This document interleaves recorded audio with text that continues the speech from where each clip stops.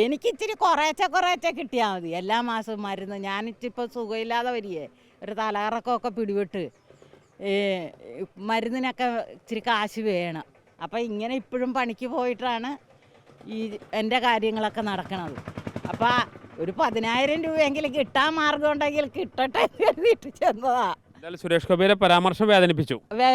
അത് വേദനയുണ്ട്. എന്താണെന്ന് വെച്ചാൽ ഒന്ന് മേടിച്ച് തരാം, അല്ലെങ്കിൽ ഞങ്ങളവിടെ പറയാം എന്ന് സുരേഷ് ഗോപി പറഞ്ഞില്ല. ആ ഒരു സങ്കടം നമ്മളിത്രയും കാലം സിനിമയിലുമൊക്കെ കണ്ട് പരിചയമുള്ളതുകൊണ്ട് അങ്ങനെ ഒരു വിഷമം അത്രയേ ഉള്ളൂ.